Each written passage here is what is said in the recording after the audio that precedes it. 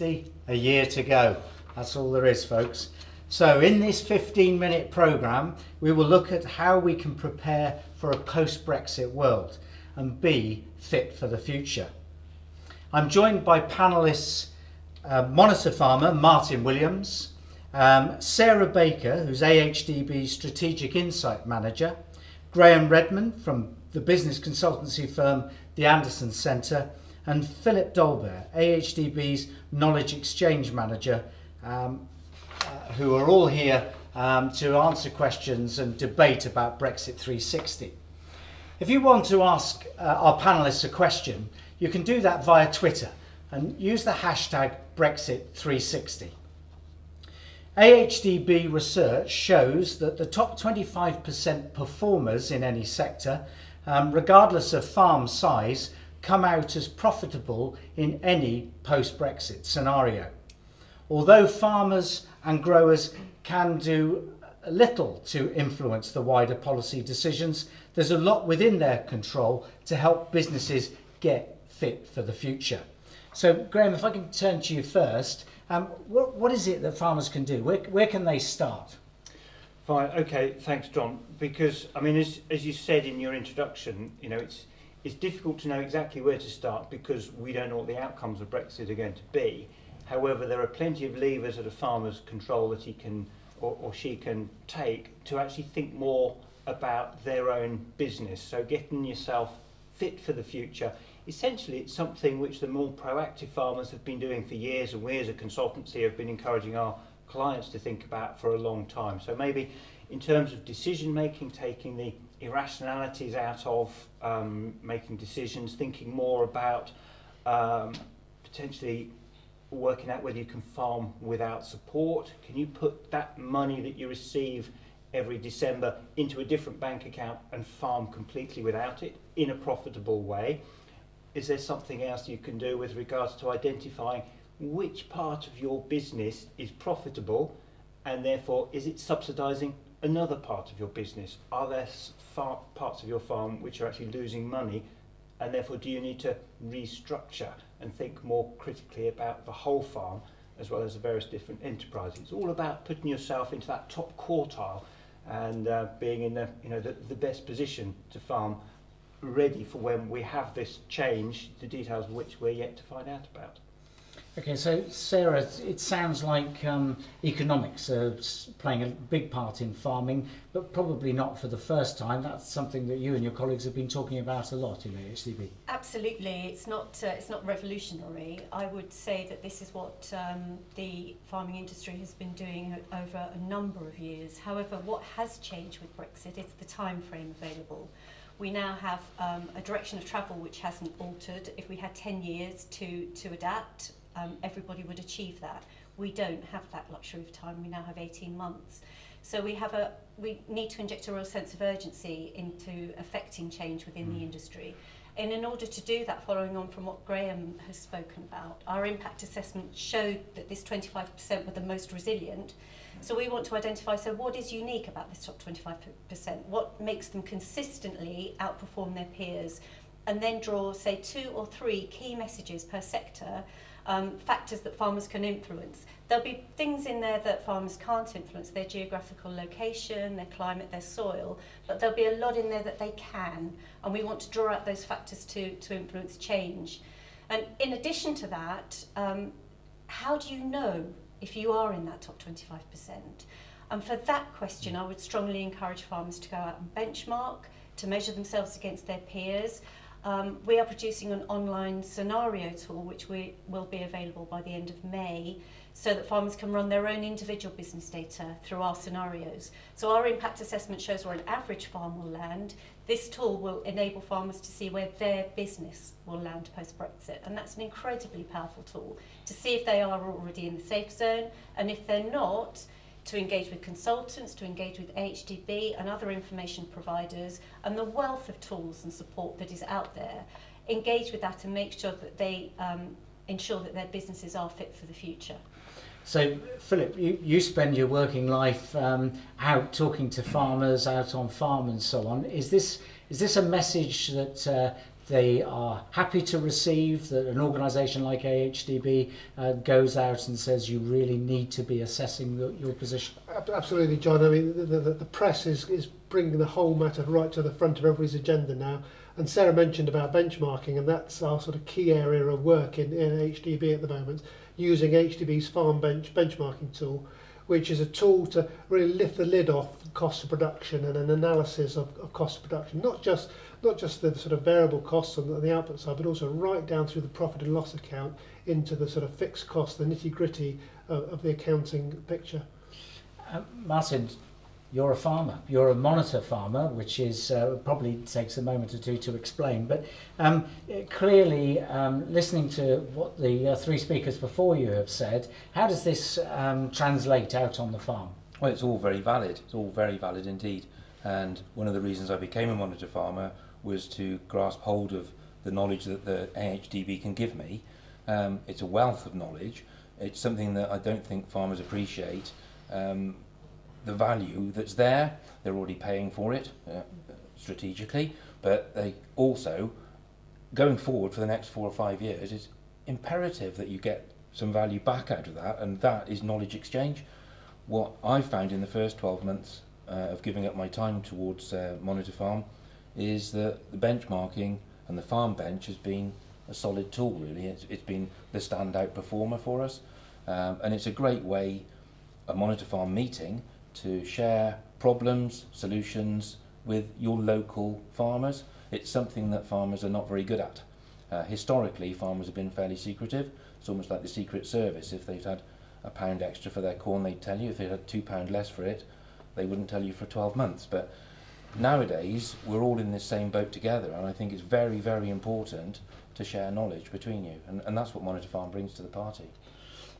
So, Philip, then, benchmarking and looking at cost, trying to ensure that we're producing food and so on at a relative and an acceptable cost.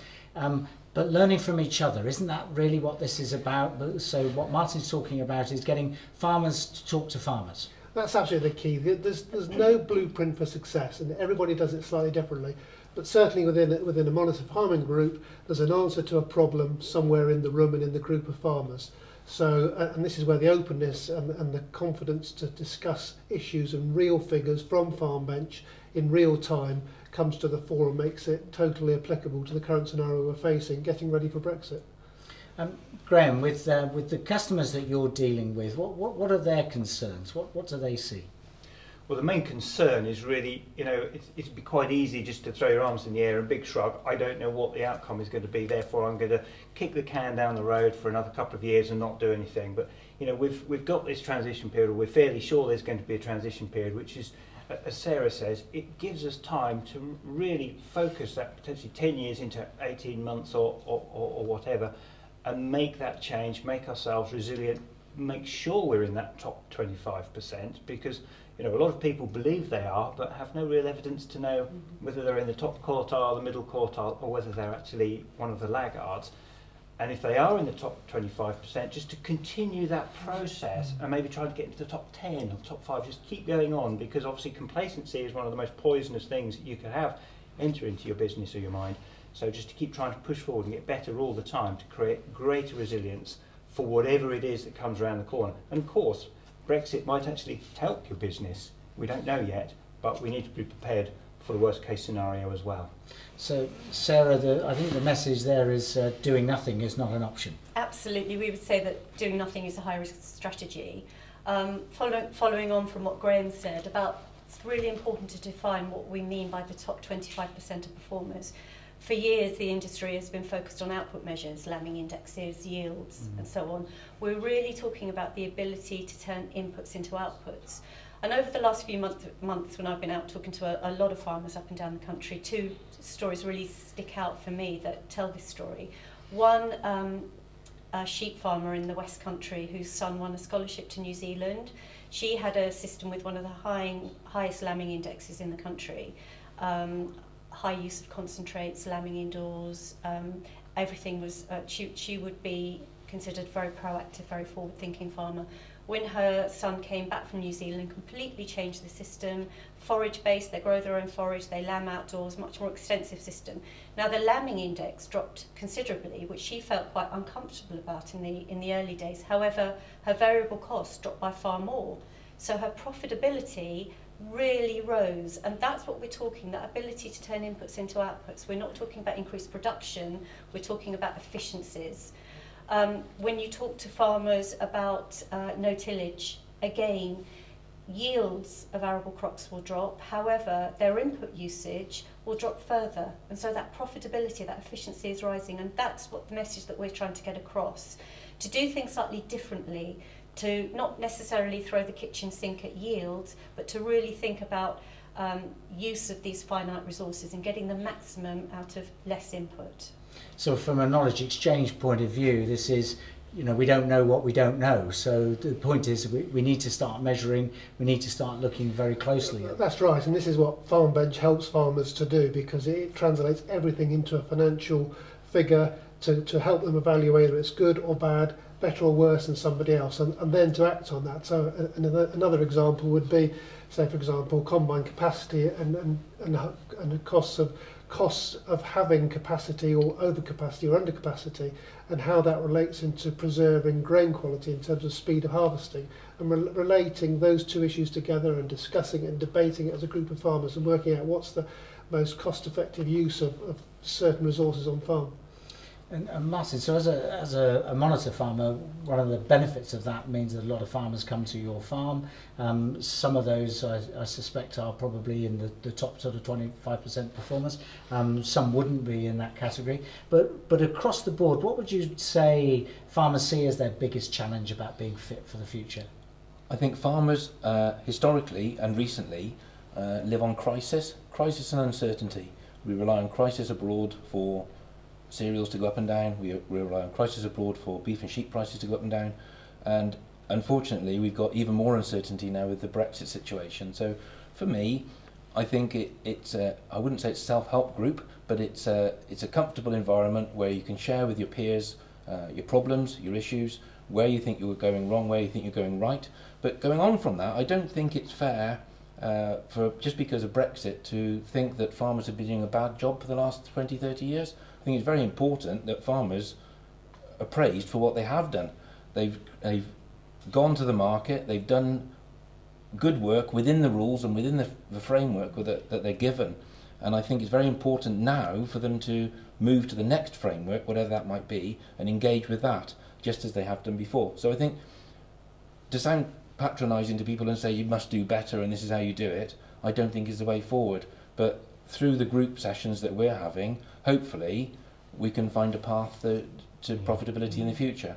But I would hate to think that farmers think they've done a bad job over the last 20 years, because I don't believe they have.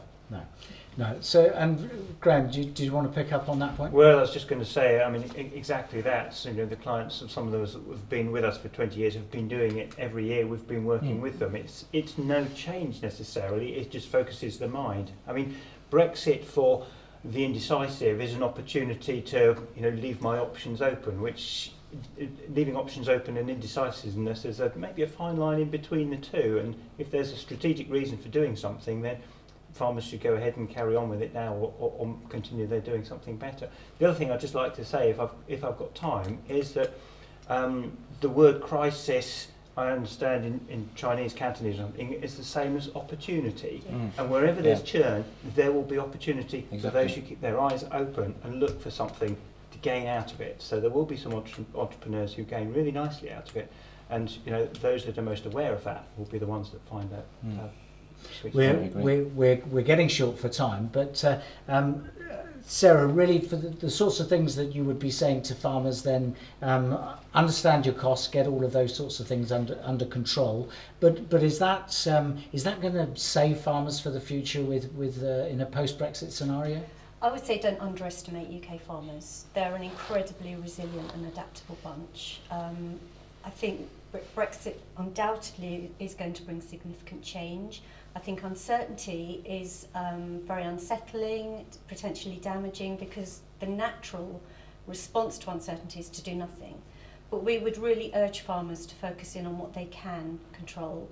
So they may not have direct influence over the trade deals that the UK is negotiating, they may not have direct influence over the direction of policy, however I would encourage them to read the command paper, but they do have direct control over their own businesses, and I would really urge them to focus in on what they can change. Well, that's probably quite a good point to leave that discussion. A lot of the things that we've been speaking about are documents that are available on the AHDB website, and so if you visit www.ahdb.org.uk, a lot of Brexit related material is available to be downloaded. Please join us later. We'll be back at 3:30 to continue the discussions. If you'd like to ask the panel a question, then please tweet us. Use the hashtag Brexit360. I'll put those questions to the panelists if we've got time, and hopefully we'll get some answers for you. I'd like to thank the crew. I'd like to thank my panelists. I'd like to thank my producer Jenny. I'm John Bates. Thank you for watching.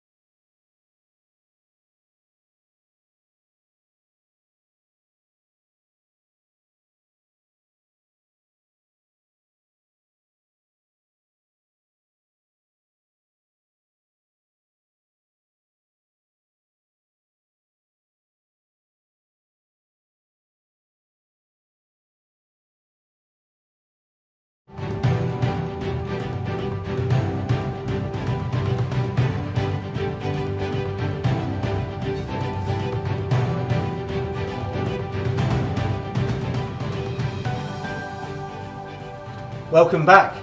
Here we are again. Thank you for joining us for the final session in this series of Brexit360, a year to go. I'm joined by panellists, and I'm joined by monitor farmer Martin Williams, by Sarah Baker from AHDB, Graham Redman from the Anderson Centre, and Philip Dolbear from AHDB Knowledge Exchange. Now, during the break since our last broadcast, we've received some questions from people watching and listening in to the broadcast. I'll read you one of these. We've had sort of several questions along similar lines, so I'll read the question that's come in from Neil Patterson. And Neil says that all this is geared towards big agri-businesses. The days of the smaller farmer are numbered. Is that something that we'd agree with or not? Sarah, perhaps I'll start with you. I wouldn't necessarily agree with that, no. I think our impact assessment shows very clearly that your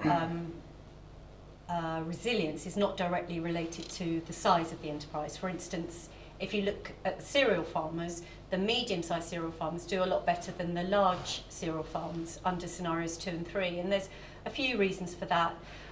One, they're slightly less dependent on the direct payment. It makes a smaller proportion of their income. And 2, they have fewer labour costs. They have more family labour and less employed labour. And in our modelling, the cost of labour would rise. So no, I don't think it's a type of scenario in which only the largest farms will survive. Certainly our modelling doesn't show that. I think the direction of travel of policy is such that if you are efficient, and again back to that ability to turn inputs into outputs, and in a position to take advantage of some of the new environmental public money for public goods schemes that are coming online, then you will have a good chance of remaining viable under any scenario.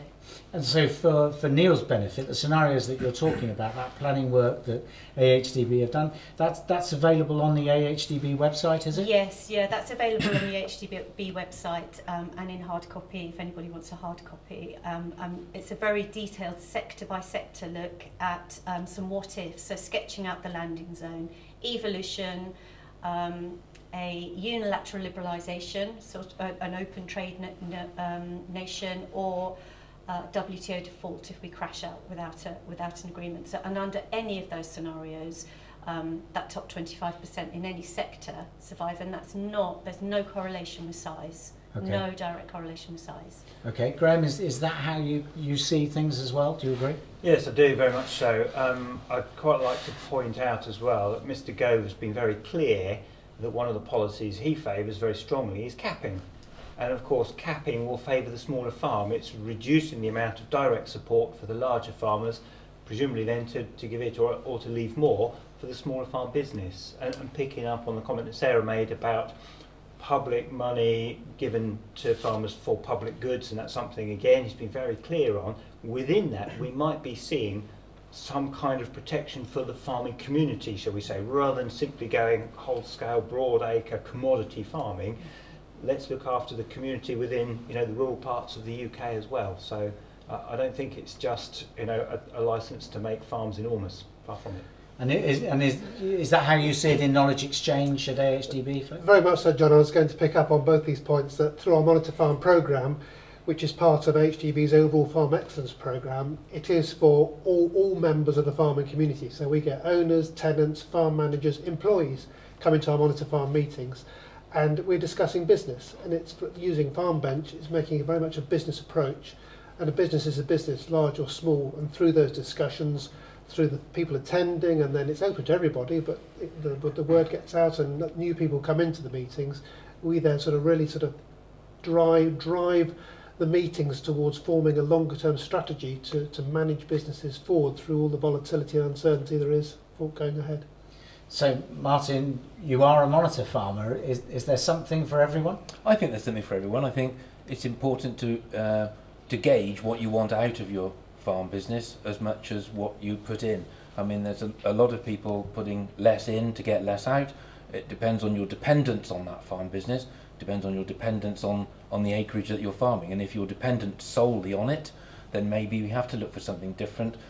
Going back to the public goods for public money, we are very, very bad marketeers, and I think we like dealing with two people at most, one for lunch and one to sell things to. So generally, we've got a massive audience outside our doorsteps. We've got a lot of chimney pots. We're very fortunate in that respect. So engage with the public and engage them onto your farm. I mean, your farm is a huge asset.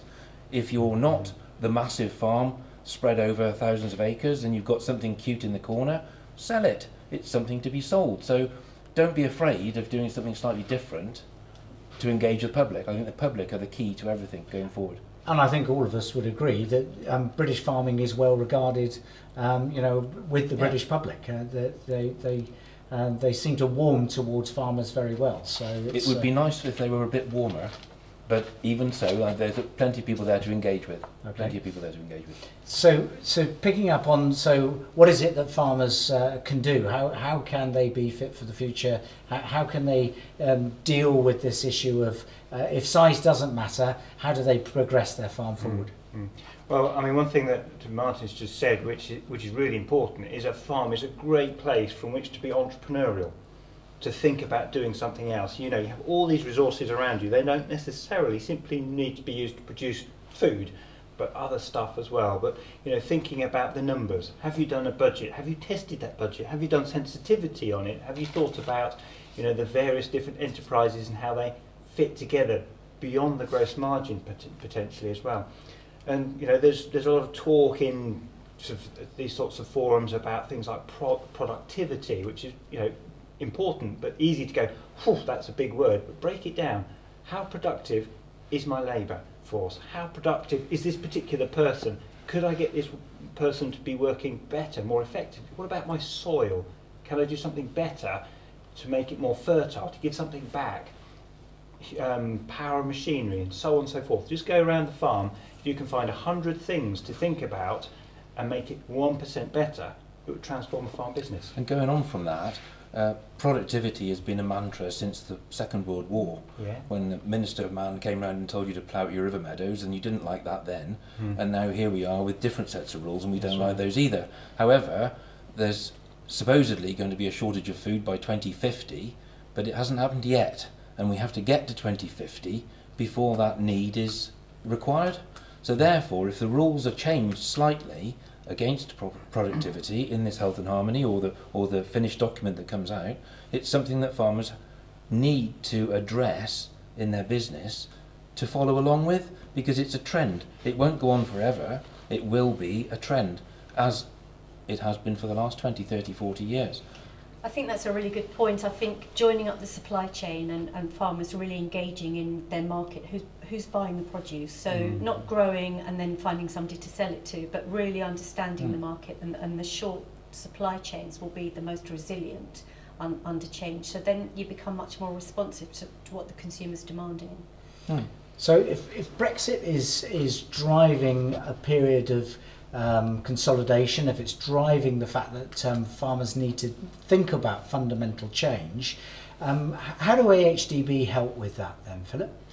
Well, the farmers themselves are generating the questions. What we do is provide the format for them to debate those questions, and then bring in the expertise in the industry, whether it's consultants or other farmers, even people from other countries, to answer some of those questions and gear them up to do what they need to do to get their business to meet the expectations, as Martin's talked about. It's one thing knowing what you need, it's whether you can get it. And if you can't, what do you need to do to go after that sale price or that minimum yield you need, or whatever it is. So Martin is a monitor farmer. How do we attract people to join these schemes? Well, there's lots of publicity now about the programme. It's all on HDB's website. There's lots in the local press. It's open doors for anybody to come to the meetings and join in the discussion. You get as much as you give. So it's very much about coming with an open mind and broad mind to take on board and contribute, and then be part of that programme. Martin, from your perspective, is it about fundamental change, or is it about refining some of the things that you're already doing? It's a little bit of both. I think Monitor Farm is about tweaking and looking for added advantage, but in the background, away from the Monitor Farm, but we're getting slowly involved in it now. We're bringing it towards the front in Herefordshire anyway. We're looking at other items, your structure, your mindset. What do you want out of farming? Why do you farm? These are all quite important things. We were talking in the break that 10 years ago my thoughts would be different on Brexit than what they are now, and in 10 years' time my feelings towards farming might be different to what it is at the moment. So it depends on what stage of life you're at what stage in your business you're at, and at what stage in your development you're at, as to where you want Brexit to lead you. And I think it's not a one-size-fits-all, but everyone has to look at it individually and think, okay, what can I get out of this for me? And I think that's quite important going forward. And I'd encourage anyone, I'm not very good at going online reading big long 80-page papers, but really get engaged now in this document period, that we can formulate the strategy that will last for the next 10, 5, 15 years, whatever it is. But we can't moan about it after the event if we didn't put a bid in. I think that's really, sorry to interrupt, I think that's a really important point. I think that these public goods for public money, they've been outlined now as healthy soils, clean air, high animal welfare, safe food and biodiversity. The ability to provide those public goods are not just limited to the wild and beautiful landscapes of the uplands. They are available to all farmers to provide. As the direct payments are capped, that money is going to be channeled into pilot schemes. So farmers should be engaging and having a look and see if they're eligible for some of those pilot schemes, and really trying some of these things out, and making sure they're in the best possible position to take advantage of these schemes when they do come into reality. And another point, sorry to go on, but I don't think farmers are doing a bad job, and doing something slightly different I don't think detracts from being a good farmer. No. A good farmer is a good custodian of the land, as much as a good producer of food. And so I think they both go hand in hand, especially now going forwards. And perhaps going from a succession planning point of view, sort of looking for the future, is Brexit pushing succession planning up the agenda? It might be focusing some people's minds on those kind of concepts, and the family and what the next generation wants to do and that kind of thing. But I think we need to bear in mind, remind ourselves just how resilient the farming industry is and always has been. And we've talked about consolidation, we've talked about the worst case scenario, which really does sort of crystallise things in our mind. And if we work things out by calculator alone, then yes, there might be half the number of farmers in the UK, but there simply isn't going to be that kind of extreme situation, because farming is very emotional. There's plenty of opportunity for people to do things differently, to retain roughly the same level of profitability by adjusting their farm systems. And at the end of the day, the farming community is so committed to that one thing. In many cases, there isn't a plan B, it's farming. That's it. And that gives such enormous resilience that, I suspect the industry will continue to surprise a lot of commentators for years to come. So there's lots of opportunities from an economics point of view in terms of moving agriculture and horticulture industry forward, Sarah? Yes, I think it's really important that that farmers and growers engage and seek out those opportunities. I would totally agree about the resilience, and I totally agree about the fact that they're already motivated to do those things, and all that's changed is that sense of urgency. Animal welfare is amongst one of the public goods. I've yet to meet a farmer who doesn't care passionately about his livestock, and that's not just because they represent a stock of wealth and a flow of income, that's because he's chosen the career that he's chosen. But there's no doubt that provision of those public goods, higher animal welfare, will come at a cost. It means higher cost of production, and therefore if there are schemes to encourage provision of those public goods, they can only be for the good of UK farming. I think UK farming should bang its own drum a little bit more as well. UK farming is producing fantastic food, all sorts, soft fruit, strawberries, asparagus, whatever it might be, soft fruit, top fruit, cereals, beef, pork, sheep, lamb. It's absolutely fantastic. It's at the top of its game. And here we are criticising it slightly for not being quite good enough. Well, I think farmers need to bang their own drum to get public on their side to buy those goods, because they are as good as anywhere in the world, and I think that's something that we're very bad at. Well, that's a lovely positive note to sort of end on in terms of the great job that British farmers do, and there's none of us that would argue with that. That's it from us this time on this debate about Brexit360 with only a year to go. So thanks for watching. Thank you for everyone who sent in questions. If we weren't able to answer your question, we will endeavour to do that via social media. Thanks again to my panellists. It's certainly a topic that has got some way to go yet in terms of discussion, and AHDB will continue to get involved in that discussion. If you've enjoyed this series, give us the feedback. Tell us that that's what you've enjoyed, and if there's other things that you think that we could be doing to help you through discussion and this type of program, then please do let us know. Thank you to everyone on the programme for making it happen. Thank you to the crew, and I think that's it for now, but we'll be back another day. I'm John Bates. Thanks for watching.